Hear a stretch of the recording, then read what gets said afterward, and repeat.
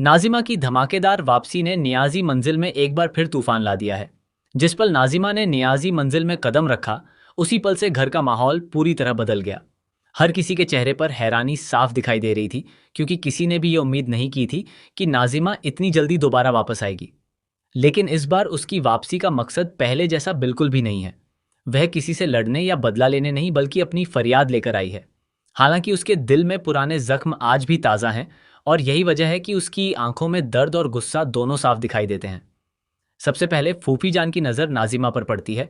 फूफी जान एक बार फिर वही पुराना खेल खेलने की कोशिश करती हैं। उन्हें लगता है कि पहले की तरह इस बार भी नाजिमा उनकी बातों में आ जाएगी और उनका मोहरा बन जाएगी। लेकिन इस बार हालात बदल चुके हैं। नाजिमा अब पहले वाली मासूम लड़की नहीं रही। उसने जिंदगी के बहुत बड़े दर्द देखे हैं, और अब वह हर चाल को समझने लगी है। दूसरी तरफ इंसा भी अपनी चालाकी का नया चेहरा दिखा रही है। बाहर से भोली और मासूम बनने वाली इंसा अंदर ही अंदर अपना बहुत बड़ा खेल खेल रही है। यही वजह है कि अब फूफी जान भी समझने लगी हैं कि इंसा उनसे भी 2 कदम आगे निकल सकती है। सबसे बड़ा खुलासा ये होता है कि नाजिमा अब शादीशुदा है। उसने निकाह कर लिया है, लेकिन उसकी शादीशुदा जिंदगी खुशहाल नहीं है। वह एक ऐसे रिश्ते में फंस चुकी है जहां उसे न प्यार मिला और न ही सम्मान। वह अपनी जिंदगी से पूरी तरह टूट चुकी है। इसी दर्द के साथ वह नियाजी मंजिल पहुंचती है, ताकि उसे इंसाफ मिल सके और कोई उसकी बात सुन सके। जब फूफी जान ताना मारते हुए कहती हैं कि क्या वह फिर से माहिद की जिंदगी में लौट आई है, तब नाजिमा बेहद सख्त लहजे में जवाब देती है कि वह माहिद के लिए नहीं, बल्कि अपनी फरियाद लेकर आई है। लेकिन उसकी आंखें कुछ और ही कहानी बयां करती हैं। साफ महसूस होता है कि माहिद के लिए उसके दिल में आज भी कहीं ना कहीं एक खास जगह मौजूद है। चाहे वह लाख इनकार करे, लेकिन उसकी भावनाएं अब भी खत्म नहीं हुई हैं।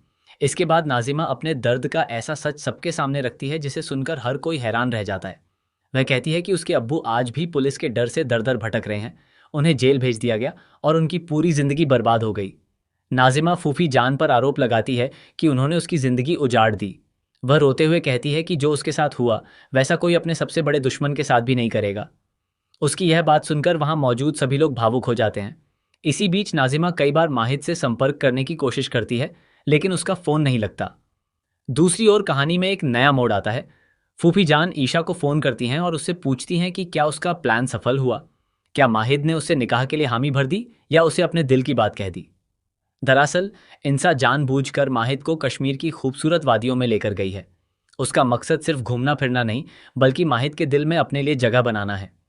वह चाहती है कि दोनों अकेले समय बिताएं और माहिद उससे अपने प्यार का इजहार कर दे। लेकिन इंसा जितनी भोली दिखाई देती है, असल में उतनी ही ज्यादा चालाक है। वह हर कदम बहुत सोच समझकर उठा रही है।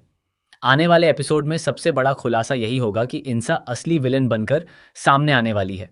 वह मासूमियत का नकाब पहनकर पूरे परिवार को धोखा दे रही है। माहिद के सामने वह खुद को बेचारी और मजबूर दिखाती है, ताकि उसकी सहानुभूति हासिल कर सके। लेकिन अंदर ही अंदर वह माहिद को हमेशा के लिए अपना बनाने की योजना तैयार कर चुकी है। फूफी जान को भी अब इंसा की चालाकी का अंदाजा होने लगा है। उन्हें समझ आ रहा है कि इंसा किसी के हाथ की कठपुतली बनने वाली नहीं है। हालांकि फूफी जान अपनी आदत के मुताबिक हर हाल में इस खेल को अपने पक्ष में करने की कोशिश करेंगी। पहले उन्होंने नाजिमा को अपने इशारों पर चलाया था, और अब वह इंसा को इस्तेमाल करना चाहती हैं। लेकिन इस बार उनका दांव उल्टा भी पड़ सकता है। उधर माहिद और शहर की मुलाकात भी कहानी को नया मोड़ देने वाली है। दोनों के बीच होने वाली बातचीत कई बड़े राज खोल सकती है। दूसरी तरफ नाजिमा की वापसी से माही की जिंदगी भी पूरी तरह बदलने वाली है। पुराने रिश्ते, अधूरी मोहब्बत, टूटे हुए भरोसे और छिपे हुए राज एक एक करके सामने आएंगे।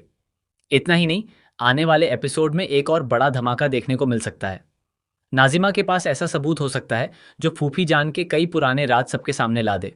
अगर ऐसा हुआ तो नियाजी मंजिल में रिश्तों का पूरा समीकरण बदल जाएगा। माहिद को भी यह समझ में आने लगेगा कि आखिर अब तक उसके साथ कौन सच बोल रहा था और कौन लगातार उसे धोखे में रख